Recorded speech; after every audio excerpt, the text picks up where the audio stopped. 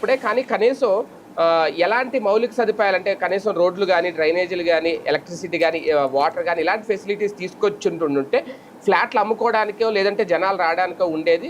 గత 5 ఏళ్ళలో అలాంటిది ఏమీ చేయలేదు. ఇప్పుడు కొత్తగా మళ్ళీ 44,000 ఎకరాలు సేకరించి ఏదో పరిశ్రమలు పెట్టుకోవడానికి తప్ప జనాలు వచ్చి ఉండి ఒక అద్భుతమైన నగరాలుగా మారడం అనేది ఎలా సాధ్యం అవుద్ది అనేది కూడా ఒక ప్రశ్న రేజ్ అవుతుంది. అంటే గతంలో చేసిన తప్పిదం వల్ల లేదు, ఇప్పుడు అలాంటివి చేయకుండా కొత్తగా ఏమన్నా ఆలోచిస్తున్నారా వేగవంతం జరగడం? ఇక్కడ ఒక సమస్యను మాత్రం వీళ్ళు అధిగమించాలండి.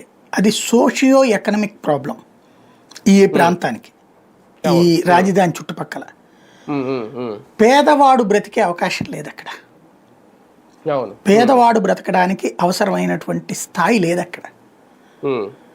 మనుషులు దొరకట్లేదు ఇప్పుడు పనివాళ్ళు. ఇవాళ రాజధాని ప్రాంతంలో మనుషులు దొరకట్లే, ఎక్కువ డబ్బులు ఎక్స్పెక్ట్ చేసే పరిస్థితి వచ్చింది. హైదరాబాద్లో దొరుకుతారు మీకు పని మనిషి, ఈ ఏరియాలో దొరకరు. ఎందుకని? మనుషులు తక్కువ ఉన్నారు. పేదల ఫ్లోటింగ్ అక్కడికి రావాలి. ఎస్పెషల్లీ ఉత్తరాంధ్ర, ప్రకాశము, రాయలసీమ ప్రాంతాల నుంచి ఇతర ప్రాంతాలకు వలసలు పోతుంటారు కదా, వాళ్ళు ఇక్కడ జీవించడానికి కావలసిన వసతి కల్పించగలగాలి ప్రభుత్వం. అది మెయిన్. లేదా ఇక్కడ కొన్ని ఏజెన్సీలను ప్రోత్సహించాలి. దాన్ని ఏమంటామంటే మనం ఈ హైదరాబాద్లో కూడా మ్యాన్ పవర్ ఏజెన్సీస్ అంటారు. ఉంటాయి. అవును. అట్లాంటివి మ్యాన్ పవర్ ఏజెన్సీ